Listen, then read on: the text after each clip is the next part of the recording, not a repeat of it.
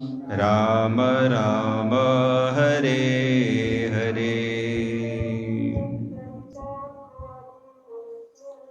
શ્રીમદ ભાગવત સપ્તાહના આ પ્રથમ દિવસમાં પધારેલા બધા મહાનુભાવોનું હાર્દિક સ્વાગત છે.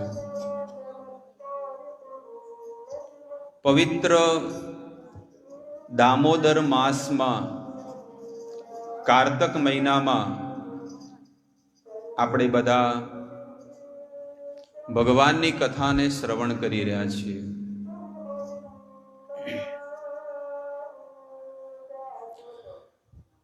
જીવાત્માનું બહુ મોટું સૌભાગ્ય કહેવાય કે એને કાનમાં ભગવાનની કથા જાય છે. એ મનુષ્યનું જીવન બહુ સફળ કહેવાય કે જેને પોતાની વાણીથી ભગવાનનું નામ લેતો હોય. અને જે જીવાત્મા, જે મનુષ્ય જેને આટલો સુંદર કાયા મળી છે અને આ કાયાથી જો પ્રભુને ભજતો નથી, ભગવાનને યાદ નથી કરતો, તો એનું જીવન કાંઈ કામનું નથી. તે પૃથ્વી લોકે ભુવિ ભાર ભૂતા, એ મનુષ્ય આ પૃથ્વી ઉપર ભાર છે, ભાર. એક કહેવામાં આવે ને ઢોર, એના જેવું મનુષ્યનું જીવન છે. મનુષ્ય રૂપેણ મૃગાર ચરંતી, અને મનુષ્યના રૂપમાં એ માત્ર ને માત્ર ઢોર જેવું જીવન જીવી રહ્યા છે. કોઈ પણ વ્યક્તિને પૂછવામાં આવે કે તમારી પાસે મૂડી શું છે, લોકો કહેશે કે ના, મારી પાસે ઘર છે, ગાડી છે, બંગલા. પણ આ ત્યાં આગળ કોઈ કામમાં નહીં આવે. તમે કદાચ અમેરિકા ફરવા ગયા હોય, અમેરિકા, લંડન, જાપાન, ઓસ્ટ્રેલિયા, તો લંડન, અમેરિકા, ઓસ્ટ્રેલિયા, જાપાન, ત્યાં આગળ તમે જ્યારે જાઓ ને તો ત્યાંનું નાણું કામ લાગે, અહીંયાનું ન ચાલે. એવી રીતે જ્યારે ભગવાનના ઘરે જો કોઈને જવું હોય ને તો ભગવાનના ઘરનું નાણું હોવું જોઈએ. અને એ વસ્તુ તમારી પાસે નહીં હોય ને તો પછી કાંઈ કામનું નથી. અહીંયાનું તો ઘણું નાણું ભેગું કર્યું, પણ એ અહીંયાની વસ્તુ અહીંયા મૂકીને જશો. અને તમે જો પ્રભુના સત્સંગમાં આવીને બેઠા અને 7 દિવસ સુધી આપણને જે પણ વસ્તુ સાંભળવા મળે છે અને પોતાના જીવનમાં ઉતાર્યું, તો તમારું જીવન સફળ થશે. અને કેટલાય લોકોએ ભક્તિને સ્વીકાર કરી, પ્રભુને સ્વીકાર કર્યા. કોઈ પણ જીવાત્માની ઈચ્છા ન થાય કે મારે ભક્તિ નથી કરવી. કોઈ બીને ઈચ્છા ન થાય કે શું કામ ભક્તિ કરવી પડે. પણ ભક્તિ જે માણસ, જે જીવાત્મા ભજન કરે, ભક્તિ ભાવ કરે ને, એ ભગવાન વગર 1 મિનિટ માટે ન રહે.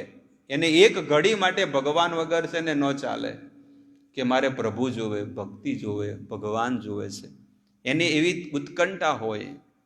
જેમ આપણે પૈસાની કેવી તમન્ના હોય છે કે મને પૈસા કેટલા વધારે કમાવા મળે, ખેતીવાડી હોય કે ગાય ભેંસ હોય કે કોઈ પણ હોય, માણસને ઈચ્છા થાય કે મને વધુમાં વધુ ધન મળે, પૈસા મળે.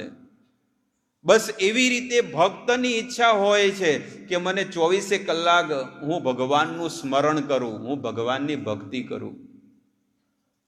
તો આપણને એમ કદાચ થતું હોય કે મને કેમ નથી થતું, મને એવી ભક્તિ ને મને એવો ઉમંગ કેમ નથી ચડતો. શું કારણથી? કારણ કે આપણે બધા ભવરોગમાં પડ્યા છીએ. ભવરોગ કોને કહેવાય? આ જન્મ મરણના ફેરામાં પડેલા છીએ. એટલે ભગવાનની વસ્તુ આપણને મગજમાં નથી બેસતી. કોકને રોગ થયો હોય, પીળિયાનો રોગ થયો હોય ને, પીળિયો, અને પીળિયાનો રોગ જો કોઈને થયો હોય ને એને તમે શેરડી આપો તો કેવી લાગે? કેવી લાગે? બોલો.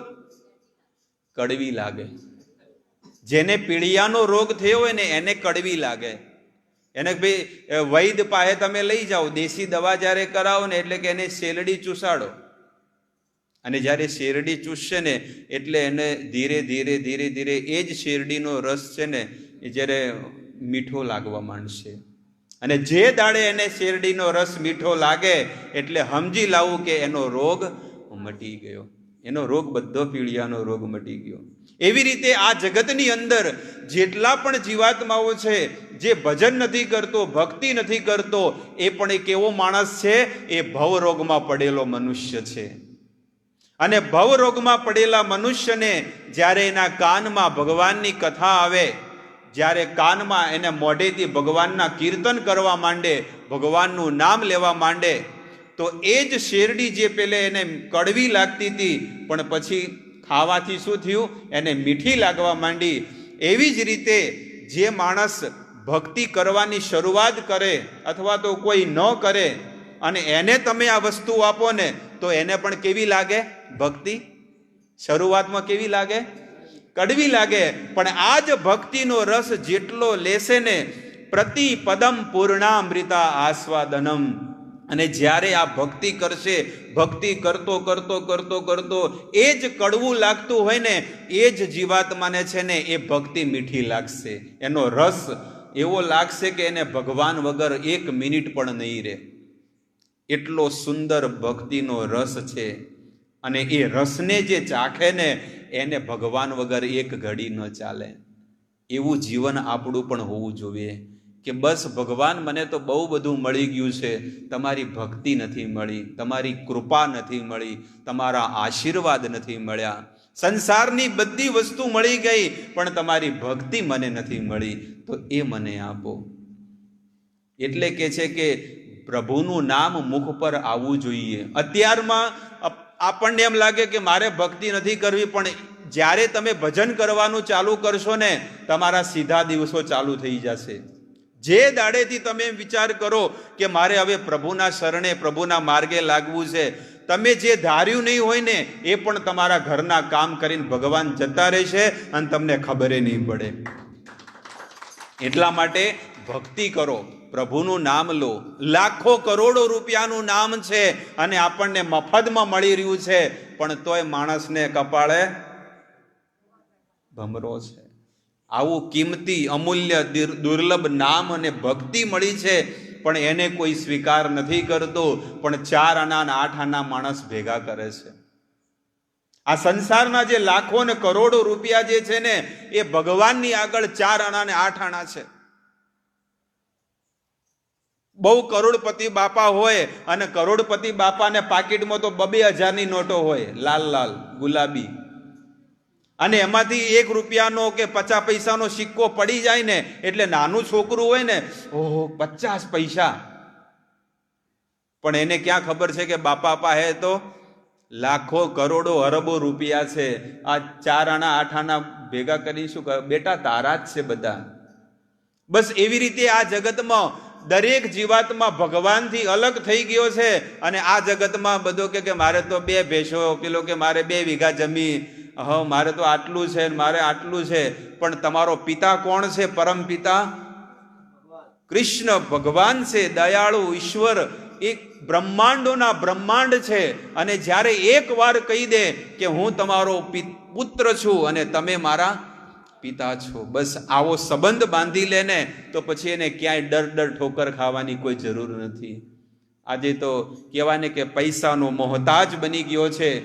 ઘડીએ ઘડીએ ડગલે ને પગલે અલગ અલગ જગ્યાએ આ જીવાતમાં છે ને દર ઠોકર ખાય છે કે હું અહીંયા જાઉં, મુંબઈ જાઉં તો સુખી થઈ જાઉં, સુરત જાઉં તો સુખી થઈ જાઉં, 50 લાખ ભરીને અમેરિકા જતો રહું તો સુખી થઈ જાઓ. અરે દુનિયાના 7 સમુંદર પાર જતા રહો તોય દુનિયાના કોઈ છેડે તમને સુખ નહીં મળે. સુખ જોઈતું હોય તો એને ભગવાનના ચરણોમાં છે, એને ભગવાનની ભક્તિમાં છે, બીજે કોઈ જગ્યાએ નથી. એટલા માટે નિરંતર ભક્તિ કરો. અને જે ભક્તિ નથી કરતો, ભજન નથી કરતો, એ જીવાત્મા તો આ પૃથ્વી પર ભાર છે. ઢોરની જેમ આવ્યો અને ઢોરની જેમ લઈ જાય. બસ 4 જણા ઉપાડીને લઈ જાય કે નોખો હવે બાળો, એક ઓછો થયો ગામમાંથી, એમ જ કે બીજું કોઈ એમ કે ના આમ ઠોહાવે, એમ બળતું ચમ નથી. આજ કાયાને છે ને લકડે ઠોહાવશે. હાથ બળતા નથી, કાળજું નથી બળતું, કે આ છાતી બહુ કાઠી છે, કાઠા હતા ને એટલે લોભ બહુ હતો, બહુ ભેગો કર્યું, આ બળે નહીં. આજે છાતીનો ભાગ માણસનો જલ્દી ન બળે, આ આર્યો ભાગ. કેમ? કારણ કે અંદર બહુ બધું ભેગું કર્યું હોય ને સંસારની વસ્તુ, એટલે માણસનું બળે નહીં. પણ જ્યારે માણસ ભક્તિ કરે ને એટલે બધી વસ્તુ છોડી નાખે કે ના મારું કાંઈ નથી, અને તમે જોઈ હસતા હસતા મરે અને પ્રભુના ઘરેથી ભગવાનના ભક્તો આવે અને એને હસતા હસતા પ્રભુના ઘરે લઈ જાય છે. એટલે જીવવામાં ફરક છે. એક માણસ ભગવાન માટે જીવે અને એક માણસ સંસાર માટે જીવે છે. અને જો આપણે ભગવાન માટે જીવવાનું ચાલુ કરશું ને તો આપણા પણ દિવસો સારા થઈ જશે. આપણા ઘરમાં કોઈ દુઃખ, ચિંતા, ઉપાધિ, કષ્ટ કાંઈ નહીં હોય. અહીંયા તો કે પેલું નડે છે ને આ નડે છે ને ઓલું નડે છે, પેલા ગોમમાં જો, કોઈક કે મેરવાડા જો, કોઈક કે આ બાજુ જો, કોઈક કે શેદરોણામાં સારું જોવે, કોઈક કે મેત્રોણામાં સારું જોવે છે, કોઈક કે મેથણમાં જો. હા, બધા કહે છે કે અહીંયા આ ભો હારો છે ને આ હારો છે.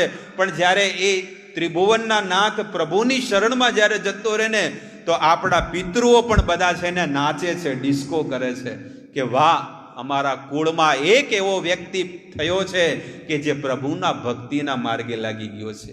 ભક્તિના માર્ગે લાગો અને સારો માર્ગ છે. આને જો તમે સ્વીકાર કરશો ને તો તમારી પેઢીઓની પેઢીઓ તરી જશે. પણ એના માટે આપણે શું કરવું પડે? એક સદગુરુની શરણ લેવી પડે. સાચા સદગુરુનું શરણું જે સાધશે, લખ રે 84 ફેરા ટાળશે રે. શું કહે છે? સાચા સદગુરુનું, ખોટા નહીં, રખડતા હોય એવા નહીં, પણ શું કહે છે? સાચા સદગુરુનું, જે આપણને સાચો માર્ગ બતાડે, જે આપણને પ્રભુનો માર્ગ બતાડે, એ સાચો માર્ગ છે.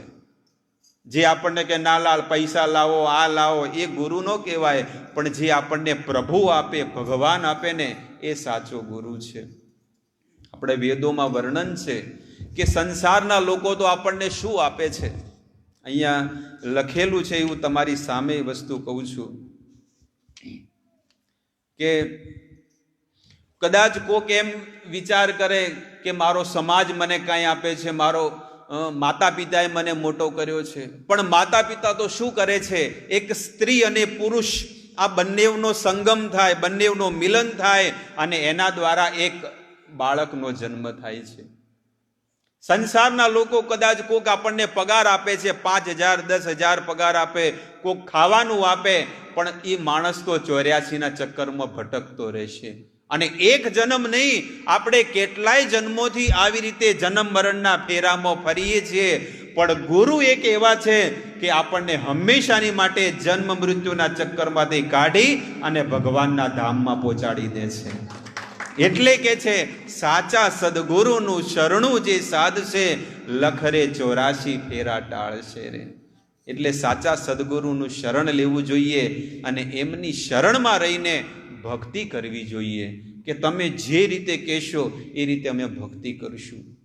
તમે જુઓ દુનિયામાં દાખલા કે જેણે ગુરુના નિર્દેશ પ્રમાણે, ગુરુના આદેશ પ્રમાણે જીવન જીવ્યું છે, ભક્તિ કરી છે, એ લોકો તરી ગયા છે. અને જે લોકો ભક્તિ નથી કરતા, જીવન નથી જીવતા, એ માણસ છે ને છેલ્લી ઘડીએ રેબાઈને મરે છે, દુઃખી થઈને મરે છે. પણ આપણી પાસે બાજી છે, પેલું શું કહેવાય, પેલા પત્તા રમતા હોય ખબર છે? એટલે કે હારું પત્તું આવે એટલે કે નહીં હજી રમો, ચાલ રમો, નહીં રમતા એમ આપણી પાસે બાજી છે. હજી તો 10 વર્ષ 20 વર્ષ છે હજી રમવાનું. અને જો એ ભજનની અંદર જો વિતાવી દીધા ને તો આપણું જીવન તરી જશે. છોકરા માટે જીવે છે, અમુક પરિવાર માટે જીવે, અમુક કોઈ મા બાપ, સાસુ સસરા, દિયર દેરાણી જેઠાણી, કેટલાય લોકોની માટે લોકો જીવન જીવતા હોય પણ એ કાંઈ કામનું નથી. તમને અઠવાડિયું યાદ કરશે. અઠવાડિયું કોણ કરે છે? બસ કોઈ નથી યાદ કરતું. પણ જો તમે ભગવાન માટે થોડુંક જીવન જીવશો ને અને ગુરુના આદેશ પ્રમાણે જીવન જીવશો ને તો તમારું આ મનખા અવતાર તરી જશે. તમને લાગે છે કે આ જગતમાં તમને સુખ મળ્યું હોય તો કહો કે ના ના, મને તો ઘણું બધું સુખ મળ્યું હો. લીલા લહેર ઈંડોળા ખાટ અને રોજ બહુ ચોળીને બધા ખવડાવે છે. હા, કોઈ હોય તો મને કહો. કોઈ વહુએ ખવડાવ્યું હોય તો કહો. દંડા ખવડાયા હશે. જીવનમાં કાંઈ કામનું નથી. એટલે કે છે કે પ્રભુના માર્ગે લાગી જાઓ અને આ કાયાને સફળ કરી દો.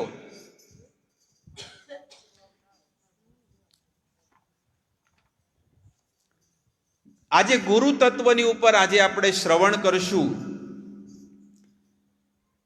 ભૌતિક બ્રહ્માંડમાં સૌથી ભાગ્યશાળી જીવાત્મા કોણ છે?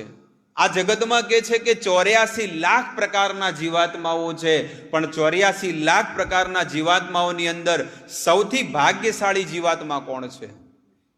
ત્યારે કે છે બ્રહ્માંડ ભ્રમિતે કોન ભાગ્યવાન જીવ, ગુરુ કૃષ્ણ પ્રસાદે પાએ ભક્તિ લતા બીજ.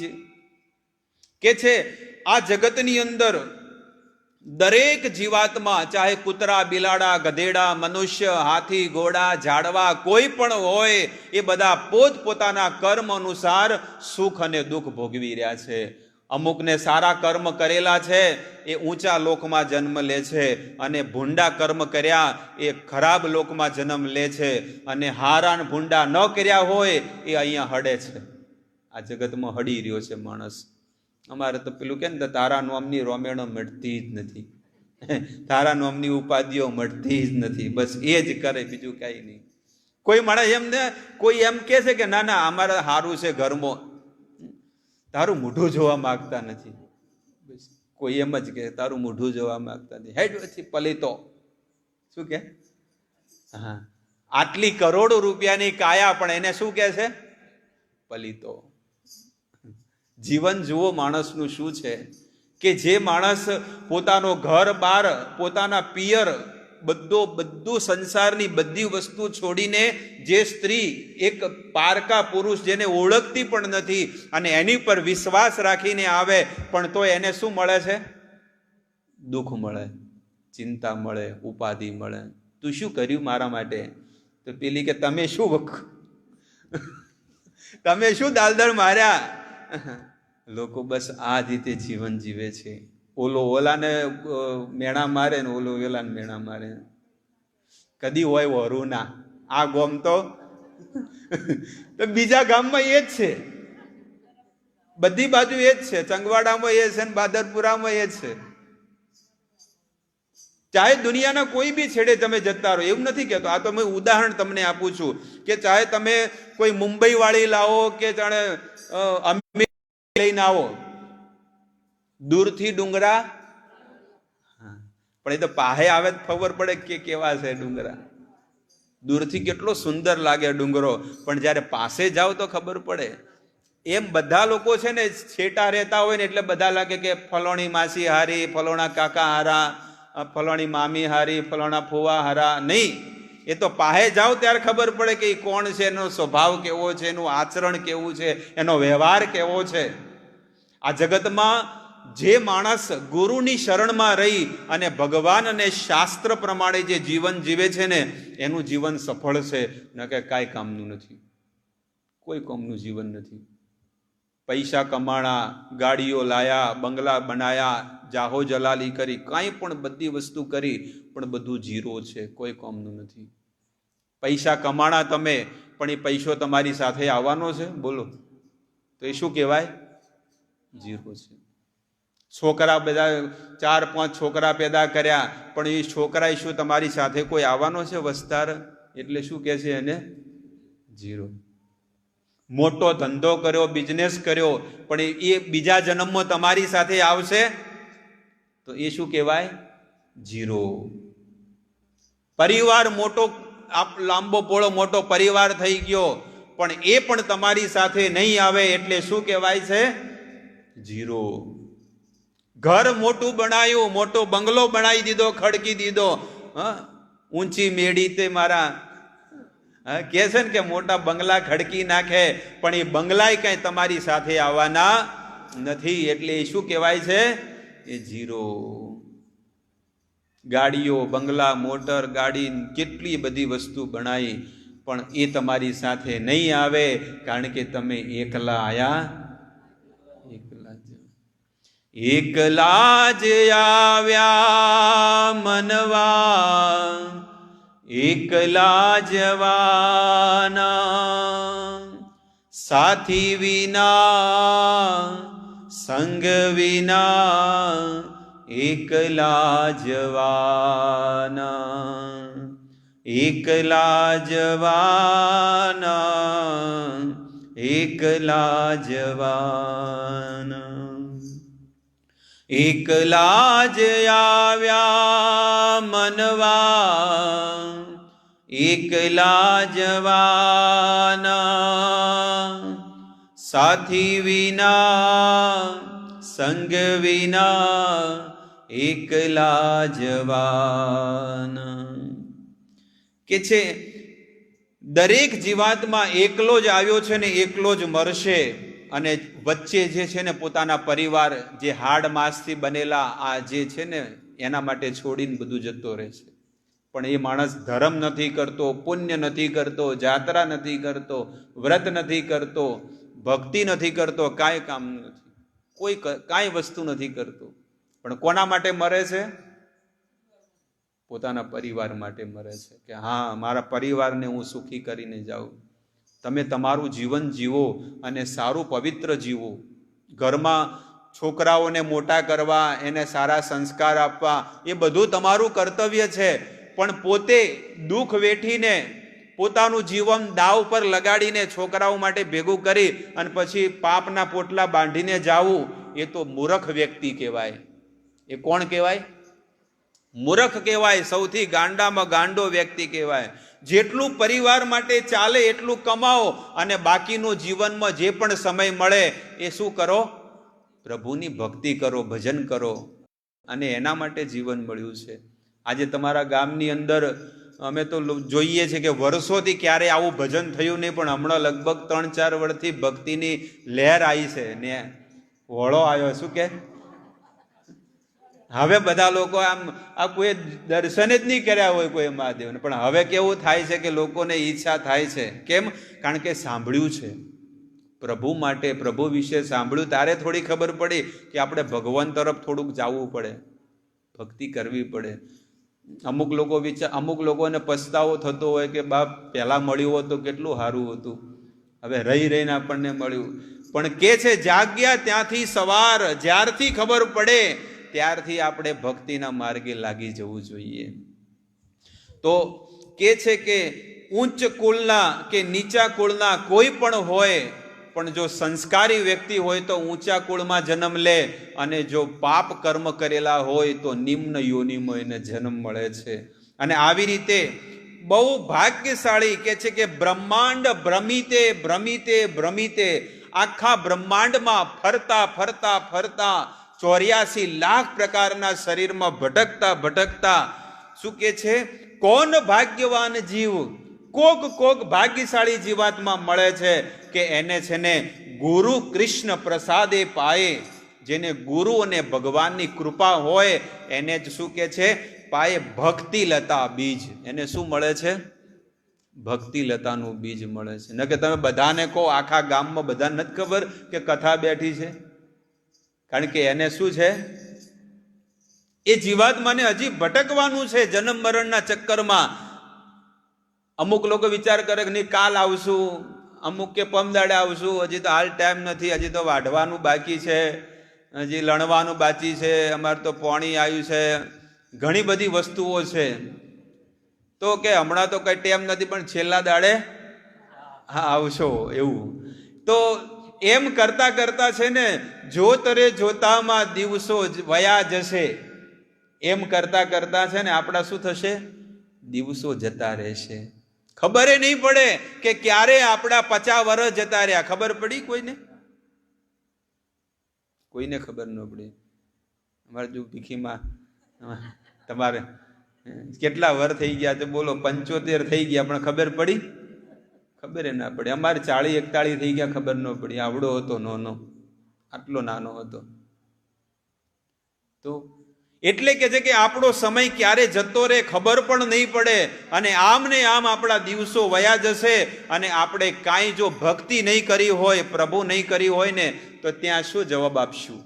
એટલે ભગવાનને પ્રેમ કરો, ભગવાનની ભક્તિ કરો, પ્રભુનું નામ લો. આવી રીતે શાસ્ત્રમાં કહે છે કે ગમે જેટલા રૂપિયા તમે કમાણા, પણ એ રૂપિયા કાંઈ કામનું નથી. રૂપિયાની ભૂખ એવી લાગી કે કમાવા આપણે નીકળી ગયા. માણસને શું લાગી? રૂપિયા કમાવાની ભૂખ લાગી એટલે પોતાનું ઘર છોડીને માણસ શું કરવા માંડ્યો? કમાવા માટે નીકળી ગયો. અને જ્યારે રૂપિયા મળ્યા ત્યારે સંબંધો હાથમાંથી જતા રહ્યા. આ જે વ્યવહારને સંબંધ હતો એ હવે શું થઈ ગયું?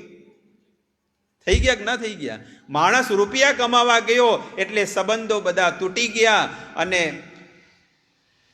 શું કહે છે કે વાહ રે જિંદગી તારી વાહ, સંતોની સાથે રહેવાનો સમય ના મળ્યો. અને કહે છે કે સંતાનોની સાથે પણ જીવનમાં રહેવાનો સમય ના મળ્યો. કેમ? કારણ કે રૂપિયાની ભૂખ લાગી માણસને. અને જ્યારે સમય મળ્યો ત્યારે સંતાનોની સાથે રહેવાનો સમય મળ્યો, પણ એ રૂપિયા કમાવા નીકળી ગયો. કે છોકરાઓની સાથે રહેવાનો મોકો તો મળ્યો, પણ એ ક્યાં ગયો?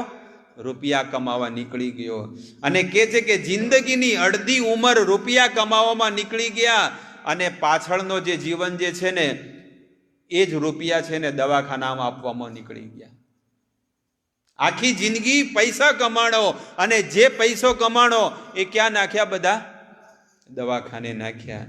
જિંદગીની અડધી ઉંમર રૂપિયા કમાવામાં આ શરીરને ખરાબ કરી નાખ્યું, અને બાકી અડધી જિંદગી એ જ રૂપિયાને શરીર સારું કરવા માટે બગાડી દીધા. નહીં કહેતા કે ડૉક્ટર મને થોડું હાજા કરો, 10 લાખ થાય તો હું ખર્ચો કરવા તૈયાર છું. તો આખી જિંદગી શું કર્યું? 200 રૂપિયા 500 રૂપિયા અને પરસેવાવાળી મહેનત કરી રૂપિયા ભેગા કર્યા, અને રૂપિયા ભેગા કરીને પછી ડૉક્ટરને આપ્યા બધા. તો એ જ કહે છે વારે જિંદગી તારી.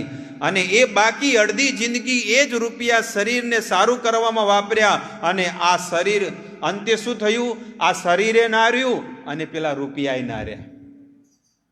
ચલો ભાઈ, રૂપિયા રહ્યા હોય તો છોકરાને કામ લાગે, પણ રૂપિયા એ શરીરને સારું કરવામાં વાપરી નાખ્યા. અને ડોક્ટર કે હવે લઈ જાઓ. શું જિંદગીમાં કમાણા? કાંઈ કામ નહીં, કોઈ કામનું નથી જીવન. આને આ જીવન છે, આવું જીવન છે. એટલે કે છે કે હંમેશા છે ને જીવન છે ને સારું જીવવાની કોશિશ કરો. કે જેટલો સમય મળે એટલો સમય પ્રભુ માટે વિતાવો. અને જો શું કહે છે કે સંગત એની કરજો, સંગત હંમેશા એવાની કરજો, સંગરે એવાનો કરજો કે તમને છે ને સદગતિના માર્ગે લઈ જાય, ને કે એમનમ ને એમનમ જિંદગી વેડફી નાખશો. એક જગ્યાએ તો કહે છે કે જીભનો વધ્યો ટેસ્ટ. શું કહે છે? જ્યારે જીભનો ટેસ્ટ વધે ને એટલે કે પેટમાં ગયો વેસ્ટ. કારણ કે જો જીભમાં ટેસ્ટ આવે ને એટલે ન આપણે છે ને પેટમાં ન પચતું હોય તો માણસ શું કરે? એટલે હજી ખાવ ન્યૂડલ્સ. ઘણા લોકો આજે અલગ અલગ મેદાવાળી વસ્તુ ખાય, પણ જીભમાં ટેસ્ટ આવે એટલે માણસ શું કરે? ખા કરે. એટલે કે છે કે જીભનો વધ્યો ટેસ્ટ અને પેટમાં ગયો વેસ્ટ. બીમારીઓ બનશે ગેસ્ટ. અને કે છે કે ડોક્ટર કરવા માંડશે ટેસ્ટ. પછી શું કરશે? ડોક્ટર કે લાવો ટેસ્ટ કરો તમારા, ચિયા રિપોર્ટ કરાવો. તો કે છે જીભનો વધ્યો ટેસ્ટ, પેટમાં ગયો વેસ્ટ, બીમારીઓ બનશે ગેસ્ટ, અને ડોક્ટર કરવા માંડશે ટેસ્ટ, અને આપણા રૂપિયા થશે વેસ્ટ, અને ઘરના શાક રોટલી બેસ્ટ. એટલા માટે શું કહે છે? ઘરના શાક રોટલી બેસ્ટ. આવી રીતે આ માણસ કહે છે કે જ્યારે પૈસા કમાવામાં માણસ શું કરે છે કે પૈસો કે કઈ જગ્યાએ વાપરવું? એટલે કે સારું ખાવામાં. એના કરતાં કે આપણે ઘરનો મરચું રોટલો હારો. અને એમાં ક્યારેય બીમારી ક્યારેય નહીં થાય. ભગવાનને અર્પણ કરીને તમે જુઓ, સહી અન્નામૃત પાવો, રાધા કૃષ્ણ ગુણ ગાઓ. ભગવાનને અર્પણ કરેલો ભોગ જમો. જીવનમાં ક્યારેય નખમાય રોગ નહીં હોય તમને.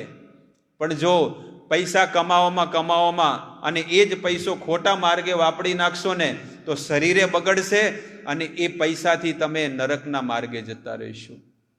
એટલે ગુરુના શરણમાં રહીને જીવન જીવવાની કોશિશ કરવી જોઈએ. ગુરુ શબ્દનો અર્થ શું છે? ગુરુ શબ્દનો અર્થ શું છે? શાસ્ત્ર કહે છે ગુ શબ્દ અંધકારોથી રૂ શબ્દ તત નિરોધક. ગુરુ બે શબ્દ આવે છે. એટલે ગ શબ્દનો અર્થ છે અંધકાર, અને ર શબ્દનો અર્થ છે પ્રકાશ. જે ગુરુ, જે સંત, જે ભક્ત આપણને અજ્ઞાનથી પ્રકાશના માર્ગે લઈ જાય એ આપણા કોણ છે? ગુરુ છે. અને જે આપણને ભગવાનનું ધામ આપે, જે આપણને ભક્તિનો માર્ગ આપે એ આપણા ગુરુ છે. એટલે કે છે કે સાચા સદગુરુનું શરણું જે સાધશે, લખરે 84 ફેરા ટાળશે. શ્રીમદ ભાગવતમાં સપ્તમ સ્કંદ 15મા અધ્યાય અને 26 નંબર શ્લોકમાં લખે છે, યસ્ય સાક્ષાત ભગવતી જ્ઞાન દીપેન પદે ગુરોહો. હૃદયમાં જ્ઞાનનો દીપક પ્રગટ કરનારા ગુરુ જ સાક્ષાત ભગવાન બનીને આવે છે. એ ભગવાન જ સાક્ષાત ગુરુના હૃદયમાં પ્રગટ થાય છે અને એ જ આપણા હૃદયની અંદર ભક્તિ લતાનો બીજ પ્રગટ કરે છે. આ ભક્તિ કરવી કોઈ ખાવાનું કામ નથી. દરેકને ભક્તિનો રંગ નહીં લાગતો. કોઈ લાખો ને કરોડોમાં એક જીવાત્માને ભક્તિનો રંગ લાગે છે.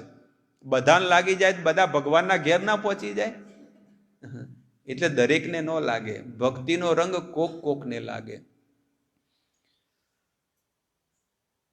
ભગવદ્ ગીતામાં પણ એ વસ્તુ કહે છે કે મનુષ્યાણામ સહસ્ત્રેષુ, આ જગતમાં લાખો ને કરોડો મનુષ્યો છે, કશ્ચિત અતિ સિદ્ધયે, પણ કોઈ ભાગ્યશાળી જીવાત્માને જ ભગવાનની ભક્તિ મળે છે.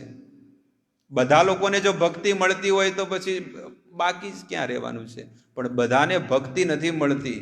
એટલે કે છે કે ગુરુ જ સાક્ષાત, ભગવાન જ સાક્ષાત ગુરુના હૃદયમાં પ્રગટ થઈને આપણને ભક્તિનું જ્ઞાન આપે છે. અને એ ભક્તિને આપણે વધારવી હોય તો શું કરવું જોઈએ? તો સૌથી પહેલું આ કાર્ય કરવું જોઈએ. તમે જે આ કાર્ય કરો છો, શું કરો? શ્રવણ ભક્તિ. જેટલી શ્રવણ ભક્તિ તમારી પરફેક્ટ હશે એટલા જ તમે પાકા ભક્ત બનશો. અને જેની શ્રવણ ભક્તિ ડગમગ હશે, વારે ઘડિયાળ જોવા કઈ પટાવી, હવે ઢાઢ આટલી છે ને શું કરવું, એ માણસને ભક્તિ ન ચડે. અરે જેને ભક્તિ ચડી ગઈ હોય ને એ માણસને ઠંડી શું, ગરમી શું, વરસાદ શું, એને કાંઈ વસ્તુ નહીં. બસ તમે નિરંતર હરિકથાનો રસ વરસાવતા રહો. પણ એવો તો કોને રસ લાગે? એ તો કોક ભાગ્યશાળી લાગે. કોઈ સંત, એક સંત કથા કરતા હતા અને કથા કરતા રાતે 12 વાગી ગયા, પણ બધા લોકો કે હારા આ તો બંધ કરતા જ નહીં કથા. એટલે પાછળથી ધીરે એક સટકવા મળ્યા કે હેડલી તું, પછી હું આવું. એમ બધા લોકો એક પછી એક બધા નીકળવા માંડ્યા. અને પછી હારી કથા કરતા એ સંત તો સમાધિમાં બેઠા હવારમાં 4 વાગી ગયા. પણ 4 વાગ્યા પણ તોય કથા ચાલુ જ છે. અને હવારમાં બ્રહ્મ મુહૂર્તમાં જ્યારે શંખ વાગ્યો ને એટલે સંતને ખબર પડી કે સાંજે 7 વાગે કથા ચાલુ કરી હતી અને હવે કેટલા વાગ્યા છે? હવારમાં 4 વાગ્યા. અને જેવી આંખ ખુલી તો સામે એક બેઠો હતો ખાલી. સામે કોણ બેઠું હતું? એક જ બેઠો તો, બીજા બધા જતા રહ્યા. ત્યારે એ સંત કે આ ગામમાં એક વિરલો તો મળ્યો. બીજા ભલે બધા જતા રહ્યા પણ એક તો મળ્યો. એટલે કે એ પણ કહે છે કે તમે જે આ કથા કરવા બેઠા છો ને એ ચાદર મારી છે. એટલે કે હું બેઠો છું, ક્યાંક તમે કદાચ લઈને જતા રહો તો મારે એક જ હતી. એટલે કહેવાનો ભાવ ઈ છે કે લોકોને ભક્તિ કેવી છે? બસ આવી છે, લોભવાળી ભક્તિ છે બસ. એટલે ઠંડી, ગરમી, તડકો કોઈ વસ્તુ એ સહન, કાંઈ વસ્તુ નહીં જોવે, બસ મને નિરંતર હરિકથા જોવે. અને જે ભક્તિ કરવામાં સૌથી વધારે જો તમારે પોષણવાળી વસ્તુ હોય ને તો તમે આ રીતે જે સાંભળો છો ને એ જ વસ્તુ છે.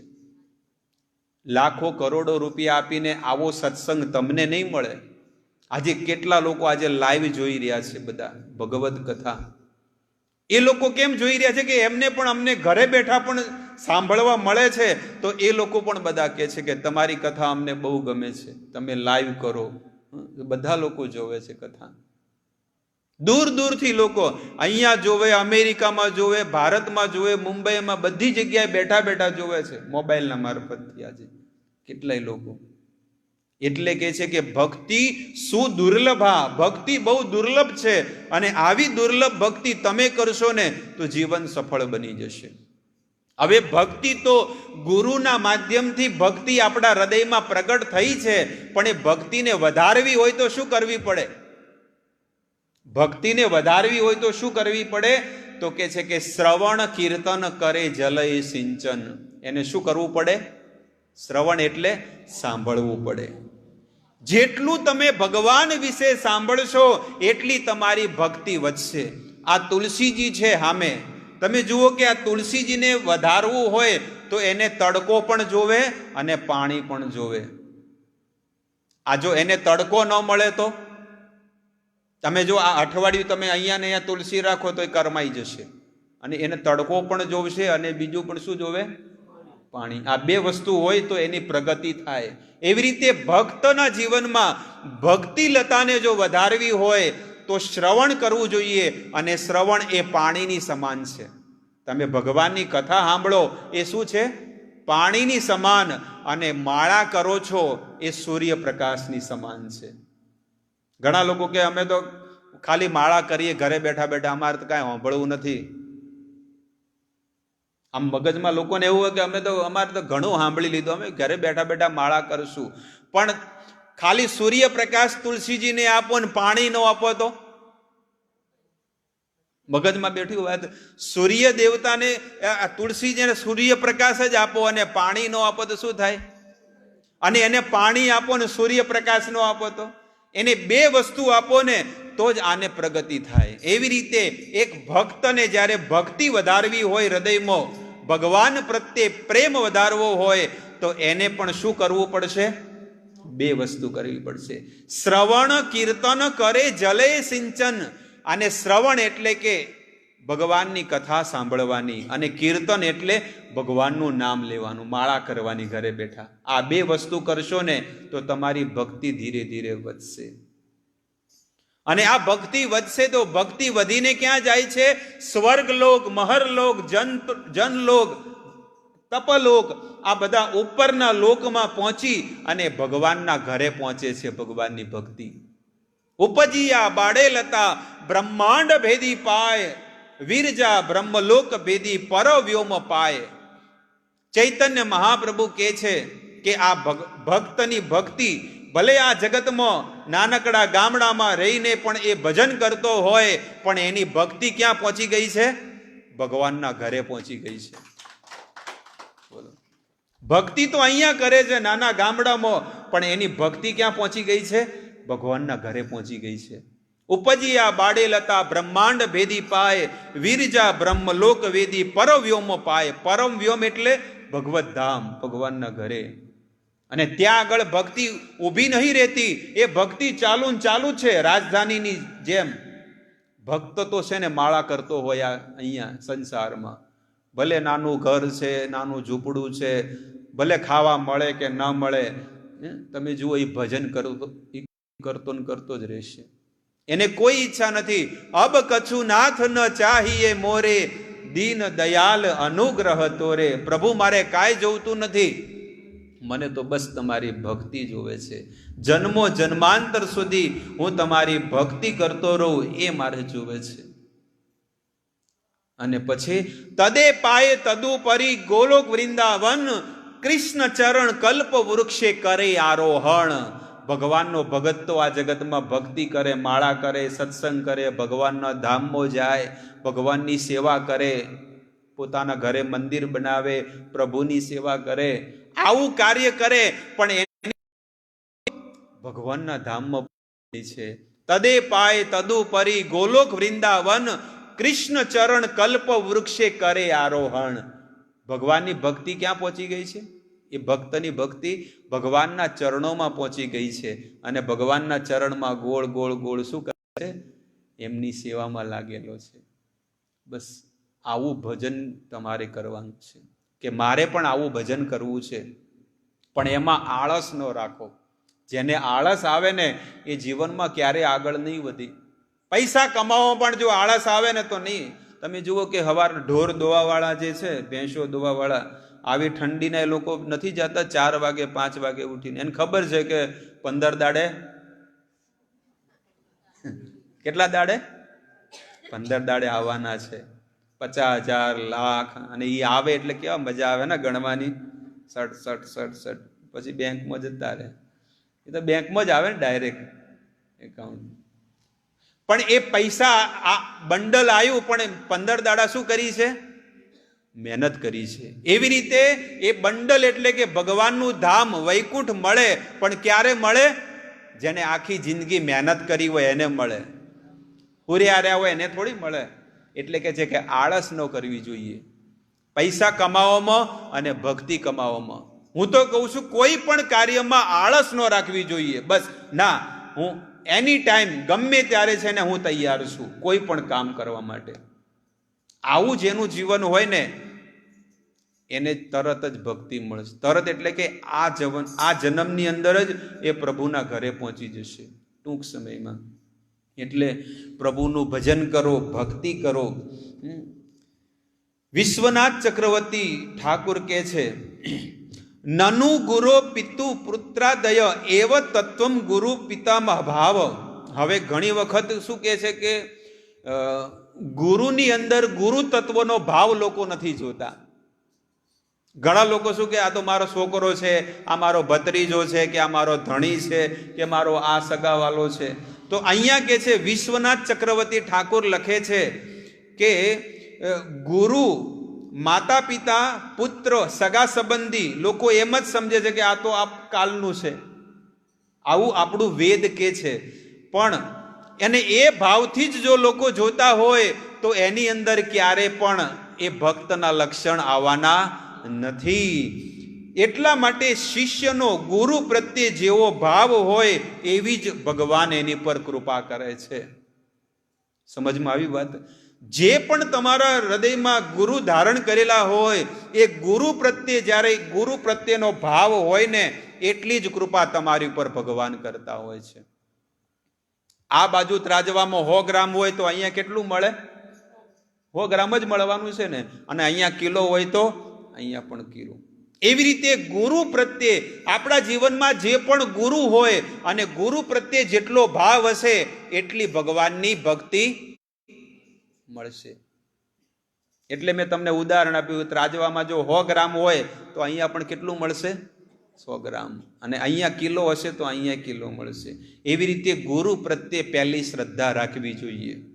આ 7 દિવસની કથામાં આ પહેલી વસ્તુ, પહેલું જ તત્વ ગુરુ તત્વ છે કે ગુરુને હંમેશા શ્રદ્ધાપૂર્વક પૂજન કરવું, એમના આદેશ પ્રમાણે જીવન જીવવું, એમના આદેશ પ્રમાણે ભક્તિ કરવી, અને એમના આદેશ પ્રમાણે જ આખા પરિવાર, કુટુંબ, સમાજને પણ એ કાર્યમાં જોડાવા જોઈએ.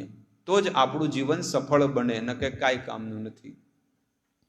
શ્રીમદ ભાગવતમાં સ્વયં ભગવાન કહે છે, ઉદ્ધવજીને કહે છે, 11મો સ્કંદ 17મો અધ્યાય અને 27 નંબર શ્લોકમાં લખે છે, આચાર્ય મામ વિજાનીયાત ન મન્યેત કરહિ ચિદ. શું કહે છે? આચાર્ય મામ વિજાનીયાત ન મન્યેત કરહિ ચિદ. અનુવાદમાં લખે છે કે ગુરુને મારું જ સ્વરૂપ માનવું જોઈએ. ઉદ્ધવજીને કહે છે કે હે ઉદ્ધવ, ગુરુને શું માનવું જોઈએ? મારું સ્વરૂપ માનવું જોઈએ. અને મનુષ્યની જેમ જો દોષ દ્રષ્ટિ જો કોઈ કરે ને તો એને ગુરુની કૃપા ક્યારે નહીં મળે. અન્યથા નિષ્ફલમ ભવેત. અને જો ગુરુની અંદર પણ જડ બુદ્ધિ રાખે કે મારી જેમ ખાય છે, ઉઠે છે, બેસે છે, આ કાર્ય કરે, પણ ગુરુનું તત્વ અલગ છે, ગુરુ તત્વ. અને એ ગુરુને ગુરુના લેવલ ઉપર જ આપણે પૂજન કરવું જોઈએ. શ્રીપાદ રઘુનાથ ગોસ્વામી લખે છે મનોશિક્ષાની અંદર, આપણી આ પરંપરામાં એક સંત થઈ ગયા. એ સંતનું નામ છે રઘુનાથ દાસ ગોસ્વામી. એક સંત થયા અને સંત કહે છે, ગુરુ કૃષ્ણ રૂપહન શાસ્ત્રેર પ્રમાણે ગુરુ રૂપે કૃષ્ણ કૃપા કરેણ ભક્ત ગણે. ગુરુ જ કૃષ્ણના રૂપમાં આવે છે અને આ શાસ્ત્રોમાં પ્રમાણ છે, અને ગુરુના રૂપમાં જ ભગવાન ભક્તોની ઉપર કૃપા કરે છે. ભગવાન શું કરે છે? ગુરુના હૃદયમાં પ્રગટ થઈને જે જીવાત્માને ભગવાનના ધામમાં લઈ જવા હોય ને એની ઉપર ભગવાન કૃપા કરે છે, બધાની ઉપર નથી કરતા.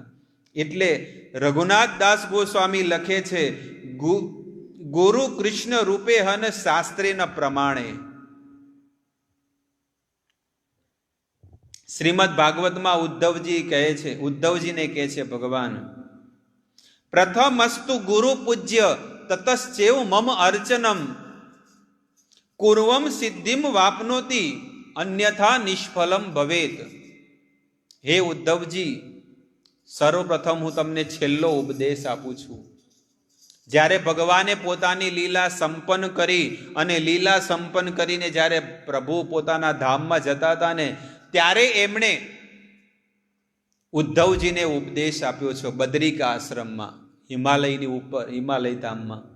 હિમાલયમાં જે હરિદ્વારમાંથી ઉપર જાઓ ને તો હિમાલય આવ્યો છે, ત્યાં આગળ ભગવાને ઉપદેશ આપ્યો હતો. અને એ ઉપદેશમાં કહે છે, પ્રથમ અસ્તુ ગુરુ પૂજ્ય. પ્રથમ શું કહે છે? ગુરુ પૂજ્ય તતશ્ચેવ મમ અર્ચનમ. એના પછી મારી અર્ચના કરો. કેમ? કારણ કે ગુરુ જ તમને મારા માર્ગે તમને લઈ જશે, એટલે ગુરુની સેવા કરો. કુર્વમ સિદ્ધિમ વાપનોતી. અને આવી રીતે જો કાર્ય કરશો ને તો તમારા જીવનમાં તમે ભક્તિના માર્ગમાં બહુ આગળ વધી જશો. અને જો નહીં કરો, અન્યથા નિષ્ફલમ ભવેત. નકર શું થશે? તમે આગળ નહીં વધી શકો. અને ગીતામાં, ભગવદ્ ગીતામાં પણ ભગવાન અર્જુનને કહે છે, અર્જુન કહે છે કે ગુરુ પાસે જઈને શું કરવું જોઈએ? તો ભગવાન સ્વયં 4થા અધ્યાયમાં ભગવાન અર્જુનને કહે છે 21 નંબર શ્લોકમાં, તદ વિદ્ધિ પ્રણિપાતેન પરિપ્રશ્નેન સેવયા ઉપદેક્ષ્યંતિ તે જ્ઞાનમ જ્ઞાનિન તત્વદર્શિનઃ. શું કહે છે? તદ વિદ્ધિ પ્રણિપાતેન. પ્રણિપાત એટલે કે બે હાથ જોડીને દંડવટ પ્રણામ કરીને એ ગુરુના આશીર્વાદ લેવા જોઈએ. તદ વિદ્ધિ પ્રણિપાતેન. પ્રણિપાતેન, પાતેન એટલે કે પડવું જોઈએ. તદ વિદ્ધિ પ્રણિપાતેન પરિપ્રશ્નેન સેવયા. એમ નહીં કે મારે આ એક પ્રશ્ન છે, નહીં, ગુરુ મહારાજ મને કંઈક ભગવાનના ગુણ સંભળાવો, મારે સાંભળવા છે. આવા ભાવથી જ્યારે કોક બેહે ને તો એની ઉપર ગુરુની કૃપા થાય છે. પરિપ્રશ્નેન સેવયા, એની સેવા કરવી જોઈએ. એ જે આપણને આદેશ આપે એ પ્રમાણે જીવન જીવવું જોઈએ. તો શું થશે? ઉપદેક્ષ્યંતિ તે જ્ઞાનમ. તે તમને વેદોનો, તત્વનો ઉપદેશ આપશે અને તમને ભક્તિયુક્ત વાતો કરશે. અહીંયા આ ગામની અંદર કેટલાય સમયથી સત્સંગ થાય છે અને એવો દિવ્ય સત્સંગ થાય છે કે સરળતાથી આપણને હૃદયમાં ઉતરી જાય. આ કોઈ સંસ્કૃતની વસ્તુ બોલું છું પણ તમને સમજાવું પણ છું કે આની અંદર શું કાર્ય કરવાનું છે, કેવી રીતે જીવન જીવવાનું છે. અમુક લોકો સમજાવે પણ સમજણ કરવામાં આપણને મગજમાં ઉતરે, પણ એકદમ બને એટલું એકદમ સરળતાથી તમારા હૃદયમાં બધી વસ્તુ ઉતરે. એટલે ધીરે ધીરે ધીરે ધીરે તમને સમજાવું છું. ઉપદેક્ષ્યંતિ તે જ્ઞાનમ જ્ઞાનીન તત્વદર્શિન. એ સંત, એ ભક્ત, એ ગુરુ તમને શું કરશે? ઉપદેક્ષ્યંતિ, તમને ઉપદેશ આપશે અને તમને શું કરશે? સાચા માર્ગે લગાડશે. કેમ? જ્ઞાનીન તત્વદર્શિન. તમને ભગવાનના દર્શન કરાવશે. કેમ? કારણ કે એને પણ ભગવાનના દર્શન કર્યા છે તો તમને પણ ભગવાનના દર્શન કરાવશે. આવી રીતે ભગવદ્ ગીતામાં ભગવાન કહે છે. અને શ્રીમદ ભાગવતમાં પ્રહલાદ મહારાજ કહે છે, એવમ જન્મની પતિતમ પ્રભવામિ કૂપે. પ્રહલાદ મહારાજ કહે છે કે આ સંસારમાં અંધારિયા કૂવામાં હું પડેલો હતો, પણ નારદ મુનિ જેવા ગુરુ મારા જીવનમાં આવ્યા અને મારું જીવન સુધારી દીધું. જો નારદ ઋષિ મુનિ જેવા સંત, એવા ગુરુ મારા જીવનમાં ન આવ્યા હોત તો આજે હું ભક્તિના માર્ગે ન લાગ્યો હોત.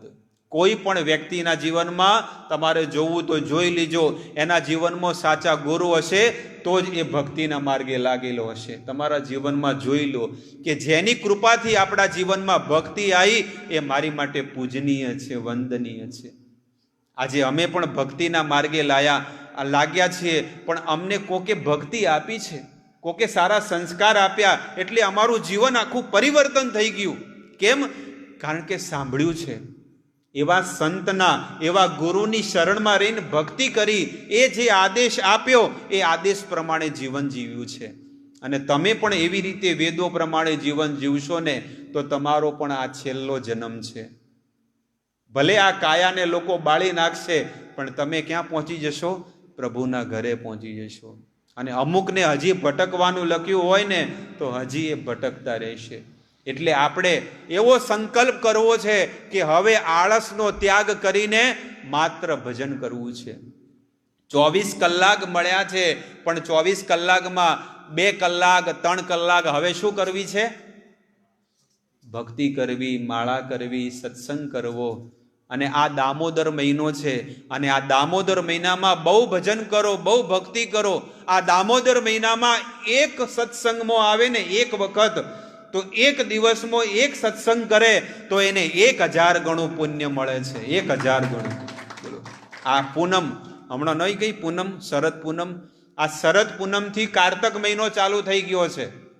આપણે તો ભલે દિવાળી પછી માનતા હોય, પણ હકીકતમાં વેદોમાં લખેલું છે. એ તમને કહું છું કે આ શરદ પૂનમથી કારતક મહિનો ચાલુ થઈ ગયો. એટલે બને એટલા ઉપવાસ કરો, બને એટલી તપસ્યા કરો, બને એટલા વહેલા ઉઠીને પ્રભુની ભક્તિ કરો, વહેલા ઉઠીને મંદિરને ચોખ્ખું કરો, સાફ કરો. હકીકતમાં ઘણા લોકો કહે છે કે અમારા ઘરમાં લક્ષ્મી કેમ ટકતી નથી, અમારા ઘરમાં કેમ આટલી દુઃખ છે, અમારા ઘરમાં જ કેમ બધું આટલું નડે છે, પેલું નડે, આ નડે, ઓલું નડે. એનું કારણ એક જ છે કે શરીરમાં અપવિત્રતા હોય છે માણસના. આ પહેલી વસ્તુ સાંભળી લેજો. ઘરની અંદર જો આ બધી ઉપાધિઓ ને ચિંતા ને બધું નડતર ને બધું દૂર કરવું હોય ને તો આજનો એકદમ શોર્ટકટ વસ્તુ તમને બતાવું કે હંમેશા પવિત્ર રહેવો. પવિત્ર કપડાં પહેરો, ધોયેલા. આ જે વસ્ત્ર છે ને એ ધોયેલા પહેરા. 4 દાડા થયા હોય તો કાઢે જ નહીં. આ બધું આ કોલર તો બધો કાળો મેચ થઈ ગયો હોય, હાલના હોય કોઈ. આ તો એક ઉદાહરણ આપું છું કે માણસો છે ને એવા મેલા વસ્ત્રો પહેરે, 2 દિવસે સ્નાન કરતા હોય, સંડાસ જાય ને તો નાહે નહીં. હકીકતમાં જ્યારે કોઈ પણ માણસ દાઢી કરે, વાળ કપાવે, ઉલટી કરે, મળમૂત્રનો ત્યાગ કરતો હોય ને તો એને નાહવું પડે. આવું આપણું વેદ કહે છે. એટલે પહેલા કેવી કહેવત હતી કે 1 વાર ખાવું ને, પણ હવે તો 3 વાર છો. 1 વાર નાય તો હારો, 1 વાર દાડામાં નાય ને પરફેક્ટ તો હારો. પણ કે છે કે જાજરૂ જાય ને તો એને નાહવું પડે. આ કપડાં પહેરીને જો જાજરૂ જાય ને તો એનું શરીર અપવિત્ર થઈ જાય. એનું તો મેં તમને ઘણા ટાઈમથી મેં તમને કીધું છે કે એક લીંબુ મંત્રેલું હોય, ટાળો કરેલો હોય ને તમને કોકને કીધું હોય કે આના પરથી જો તો કોઈ જાય, અને આને કીધું હોય તો, આ દાસને કીધું હોય ને તો આ દાસ જતો રહે. કેમ? કારણ કે ગળામાં શું છે? તુલસીની માળા. મુખમાં શું છે? પ્રભુનું નામ. આ ભાલ ઉપર તિલક કરેલો છે, ગળામાં જનોઈ છે, અને પૂર્ણ વિશ્વાસ છે કે આ દાસનું કાંઈ ન થાય. અને હકીકતમાં કારણ કે જ્યારે આ કાયા પવિત્ર હોય ને, ભજન કરીને પવિત્ર બની છે, અને પવિત્ર વસ્તુની અંદર ક્યારે અપવિત્ર વસ્તુ ક્યારે નહીં જાય. સમજણ પડી વાત? એટલે આપણે સૌથી પહેલા શું કરવાનું છે? અપવિત્ર ક્યારે ન રહેવું જોઈએ. નાયા પહેલા બધું કાર્ય વિધિ પતાવીને પછી જ નાવાનું કામ કરવાનું. કોઈ પણ આ પહેલો નિયમ રાખો તમારા ઘરની અંદર.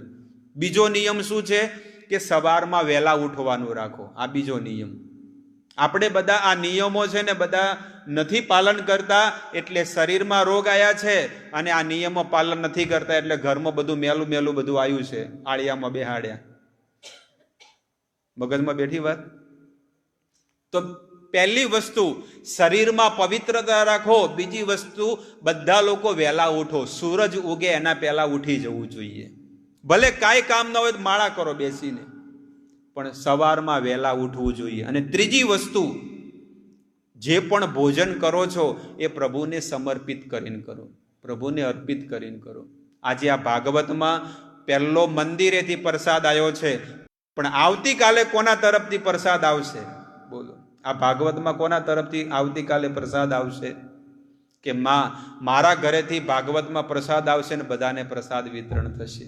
તો જેને પણ ઈચ્છા હોય આવતીકાલે બધા પ્રસાદ લઈને આવશે. પહેલો પ્રસાદ મંદિરનો છે, મંદિરેથી બધાને ભગવત પ્રસાદ દેવામાં આવશે. આવતીકાલે કોને દેવાનું છે? શું નામ છે? બબુબેન પંચાલ, એમના તરફથી આવતીકાલનો પ્રસાદ આવશે. અને આપણે 7 દિવસ સુધી કથા ચાલે છે, 7 દિવસ સુધી એવું નહીં કે એક જણને આપ્યું, એક દિવસમાં 2 જણનોય પ્રસાદ આવે તો કોઈ વાંધો નહીં. કોઈ કિલો પેડા લાવે, કોઈ કાંઈ બુંદી લાવે, ગાંઠિયા લાવે, એ પ્રભુને અર્પણ કરીને આપણે જ ખાવાનો છે પ્રસાદ. તો 7 દિવસ સુધી બધા લોકો કાંઈક ચોકલેટ લાવે, કાંઈ પણ વસ્તુ અહીંયા ભગવાન માટે લાવે. કોઈ એમનેમ ખાલી હાથ આવે. આ ભાગવત પોથી છે અને ભાગવત પોથીમાં બધા લોકોએ લાભ લેવાનો છે. તો જે પણ તમે ખાઓ છો એ પહેલા પ્રભુને અર્પણ કરવું જોઈએ. અને બીજી એક વસ્તુ કે માળા કરો. 5મી વસ્તુ એમ કે છે કે મંદિરને હંમેશા ચોખ્ખું રાખવું જોઈએ. મંદિરને ચોખ્ખું રાખો. 2 ટાઈમ દીવાબત્તી કરો. 2 ટાઈમ શું કરવાનું છે? દીવાબત્તી કરવાની, અગરબત્તી કરવો, દીવો કરવો અને ભગવાનને નમન કરવાનું. ઊભા નહીં, પણ શું કરવાનું? બહેનોને પંચાંગ પ્રણામ કરવાના. પંચાંગ એટલે માથું, 2 હાથ ને 2 પગ જમીન ઉપર અડવું જોવે. અને પુરુષોએ તો દંડવટ પ્રણામ, સૂઈ જવાનું ભગવાન આગળ. આવી રીતે પ્રણામ કરવાના. આ કાર્ય કરો, જીવનમાં ક્યારેય કોઈ પ્રકારનું દુઃખ તમારા જીવનમાં ક્યારેય નહીં આવે. એટલે અહીંયા વેદો પ્રમાણે જીવન જીવવાની વાત કે છે. વિશ્વનાથ ચક્રવર્તી પાદ લખે છે. વિશ્વનાથ ચક્રવર્તી એક સંત થઈ ગયા અને આ છે ને લગભગ 300 વર્ષ પહેલા થઈ ગયા, એક મહાત્મા. અને એ લખે છે, સો અહમ સંસાર કૂપ પતિતમ એવ સત્ય પ્રાહમ પ્રહલાદ સત્વ મદ ભતો યત પ્રહલાદસ્સ ભવમ તસ્ય તવ ભૃત્યસ્ય શ્રીમદ ગુરુ સેવામ કથમ વિસ્મૃજ્યામી ત્યજામી. હવે પ્રહલાદ મહારાજનો ભાવ કે છે. પ્રહલાદ મહારાજ કે છે કે જેમની કૃપાથી હું ભક્ત બન્યો છું એવા ગુરુની હું સેવા કઈ રીતે છોડી શકું? એ જે મને આદેશ આપે ને એ મારા માટે લકીર બની જાય છે. કે જેને મને આ 84 લાખ પ્રકારના શરીરમાંથી જેને મને ઉગાર્યા, જેને મને સાચું જ્ઞાન આપ્યું, જેને મને ભક્તિ આપી, હું ક્યાં ભટકતો તો જન્મ મરણના ફેરામાં, પણ એવા ગુરુએ મને ભક્તિ આપી. તો એ મને જે કહે ને એ પ્રમાણે હું જીવન જીવીશ. અર્જુને ભગવદ્ ગીતા સાંભળી, આખી ગીતા સાંભળી એટલે અર્જુને શું કીધું? નષ્ટ મોહ સ્મૃતિ લબ્ધવા ત્વત પ્રસાદાન મયા અચ્યુત. શું કે છે? નષ્ટ મોહ સ્મૃતિ લબ્ધવા. હે કૃષ્ણ, હે પ્રભુ, તમારી કૃપાથી આજે મારો બધો મોહ, આ સંસારમાં મોહ ને મમતા છે ને એ બધું શું થઈ ગયું? નષ્ટ મોહ સ્મૃતિ લબ્ધવા. અને મારી જે બુદ્ધિ ખુલી ગઈ હવે, કે મને ખબર પડી કે મારે જીવનમાં શું કરવાનું છે. તો ભગવાન કે કોની કેવી રીતે થયું? કોની કૃપાથી? એટલે કે ત્વત પ્રસાદાદ મયા અચ્યુત. તમારી કૃપાથી પ્રભુ, તમે મને જે ગીતાનો ઉપદેશ આપ્યો ને એ ગીતાના ઉપદેશથી મારું જીવન આજે પવિત્ર બની ગયું. તો હવે તું શું કરીશ? કદાચ ભગવાન પૂછે તો શું કરીશ અર્જુનને? એટલે કરીશ્ય વચનમ તવઃ. તમે જે મને ગીતાના વચન બોલ્યા છે, જે કીધું છે ને, એ હું મારા જીવનમાં આચરણ કરીશ અને ભક્તિ કરી અને ભવસાગરને તરી જઈશ. આવી રીતે પ્રહલાદ મહારાજ પણ એ જ વસ્તુ કહે છે કે ગુરુના વચનો જે હોય ને એ ગુરુના વચન ઉપર ચાલવું પડે. એક સંત લખે છે કે 5 મહાભૂત દેહ પ્રાપ્ત કરવા આકાશ, પૃથ્વી, અગ્નિ, જળ, વાયુ અને પુરુષ અને સ્ત્રી, આ બધી વસ્તુઓ એક સાથે જ્યારે ભેગી મળે ત્યારે આપણને સંસારમાં જન્મ મળે છે. અને એમાંય મરવું પડે ને જન્મ લેવો પડે છે કે નહીં? આકાશ, પૃથ્વી, અગ્નિ, જળ, વાયુ આ બધું આ શરીરમાં ભેગું થાય, સ્ત્રી અને પુરુષનું મિલન થાય, 9 મહિના સુધી બાળક પેટમાં રહે અને 10મા મહિને બાળકનો જન્મ થાય, ત્યારે એને આ કાયા મળે છે. પણ તોય કાયા મળ્યા પછી પણ મરવું પડે છે. પણ કે છે કે મરી ગયા પછી પણ ફરીથી કરોડો કરોડો વાર જન્મ લેવા પડે છે, ભટકવું પડે છે, પણ માત્ર ગુરુ જ એક એવા છે કે હંમેશાની માટે આપણને આ શરીરમાંથી મુક્ત કરી અને ભગવાનના ધામમાં પહોંચાડી દે છે. એટલે કે એવા ગુરુની શરણમાં રહીને મારે ભક્તિ કરવી છે. ચૈતન્ય મહાપ્રભુ હવે આગળ બહુ સુંદર ઉપદેશ આપે છે. છેલ્લો ઉપદેશ છે. ચૈતન્ય મહાપ્રભુજી સાક્ષાત ભગવાન છે અને ઈ કે છે, દીક્ષા કાલે ભક્ત કરે આત્મસમર્પણ. શું કે છે? કૃષ્ણ તારે તત્કાલે કરે આત્મસમ. દીક્ષા કાલે ભક્ત કરે આત્મસમર્પણ. જેને ગુરુ બોધ લીધો હોય ને એને શું કરવું પડે? આત્મસમર્પણ કરવું પડે. હજી તો શરીરે સમર્પિત નહીં થયું, આત્માની તો ક્યાં વાત છે. શરીરે સમર્પિત નહીં થયું કોઈ ગુરુને ભગવાનને, આત્માની તો ક્યાં વાત જ છે. વેદ કે છે આપણું કે દીક્ષા કાલે જેને ગુરુ બોધ લીધો હોય ને, દીક્ષા કાલે ભક્ત કરે આત્મસમર્પણ, બધું સમર્પિત કરી દે, મન, વાણી, ઇન્દ્રિય, ધન બધું, કે ના હવે આ જીવન કોનું છે? ભગવાનનું છે. એક સંત થઈ ગયા, સાંભળજો, એક સંત થઈ ગયા જેનું નામ છે સનાતન ગોસ્વામી. બંગાળના સંત થઈ ગયા. અને એ સંત છે ને એમને શરીરમાં રોગ લાગી ગયો હતો. પેલો કહેવાય ને કે બહુ શુદ્ધ સંત હતા. અને જ્યારે એમને ભગવાનના દર્શન થયા અને ભગવાનને કે છે કે હવે હું મરી જાઉં, મારે તો મરી જવું છે. ત્યારે કે આ શરીર ઉપર તમારો હક નથી. આ શરીર ઉપર કોનો હક છે? તમે મરી ન શકો, કારણ કે તમે આ શરીર કોને આપ્યું છે? મને આપ્યું છે. તો તમારો હક નથી. આવી રીતે કહે છે કે જેને દીક્ષા લીધી હોય, ગુરુ બોધ લીધો હોય ને, એને ગુરુને અને ભગવાનને બધું સમર્પિત કર્યું હોય જીવન, અને એ ગુરુના ભગવાનના નિયમ પ્રમાણે જો ભક્તિ કરીને જીવન જીવે ને તો એનું જીવન સફળ થાય, ન કે કાંઈ કામનું નથી. એટલે કે છે દીક્ષા કાલે ભક્ત કરે આત્મસમર્પણ, કૃષ્ણ તારે તત્કાલે. બસ જ્યારે આત્મસમર્પણ જે જ દિવસે થઈ જાય, કૃષ્ણ તારે તત્કાલે, અને ભગવાન તત્કાળ જ એને આ જગતમાંથી ખેંચી અને પોતાના ધામમાં પહોંચાડી દે છે, ભગવત ધામમાં. કૃષ્ણ મંત્ર પ્રવેશેન માયા દેહસ્ય નાશનમ, કૃપયા ગુરુદેવસ્ય દ્વિજત્વમ જન્મ કથ્યતે. આવી રીતે કે છે કે ગુરુએ જે આપણને કૃષ્ણ મંત્ર આપ્યો હોય એ મંત્રને જો જીવનમાં ઉતારી અને ભક્તિ કરે ને તો એનું જીવન સફળ બની જાય છે. તો આ દામોદર મહિનો છે, આ કારતક મહિનો છે, અને આ કારતક મહિનામાં બહુ ભક્તિ કરવી, બહુ દાન કરવું, બહુ ધર્મ કરવો, ગાયોની સેવા કરવી, આ કાર્ય કરશો ને તો તમને કરોડો ગણું પુણ્ય મળશે. અને આ મહિનામાં ભગવાનને દીપદાન કરવાનો છે, દીપદાન. તો જેને પણ દીપદાન કરવાની ઈચ્છા હોય, આખા આ બધા ભક્તોને દીપદાન કરાવવાનું પુણ્ય જેને પ્રાપ્ત કરવું એ લોકો કરી શકે છે. તો આજનો આ પ્રથમ દિવસનું આજે આપણે જે દીપદાન આપણે કરશું, ભગવાનને દીવા, જે પણ ખર્ચ થાય ને એ ખર્ચનો 251 રૂપિયા એનો ખર્ચો છે.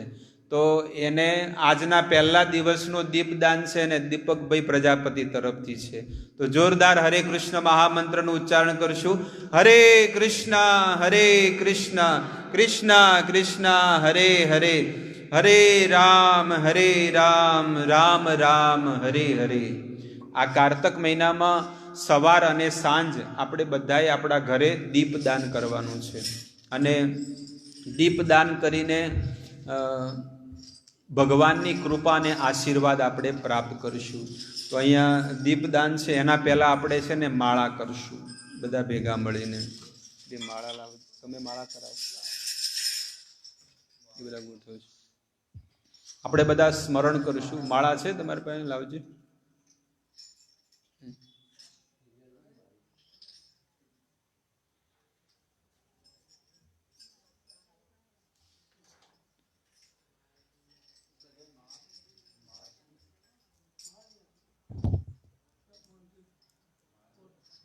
માળા નથી આપવાની. જો આવી રીતે જય શ્રી કૃષ્ણ ચૈતન્ય પ્રભુ નિત્યાનંદ શ્રી અદ્વૈત ગદાધર શ્રીવાસાદિ ગૌર ભક્ત વૃંદ. હવે જોરથી બધા એક સ્વરે બધા ભગવાનનું નામ લે, બને એટલા જોરથી લેવું જોઈએ. હરે કૃષ્ણ કૃષ્ણ કૃષ્ણ હરે હરે, હરે રામ રામ રામ હરે હરે, હરે કૃષ્ણ કૃષ્ણ કૃષ્ણ હરે હરે, હરે રામ રામ રામ રામ હરે હરે, હરે કૃષ્ણ કૃષ્ણ કૃષ્ણ હરે હરે, હરે રામ રામ રામ હરે હરે, હરે કૃષ્ણ કૃષ્ણ કૃષ્ણ હરે હરે, હરે રામ રામ રામ હરે હરે, કૃષ્ણ કૃષ્ણ કૃષ્ણ હરે હરે, હરે રામ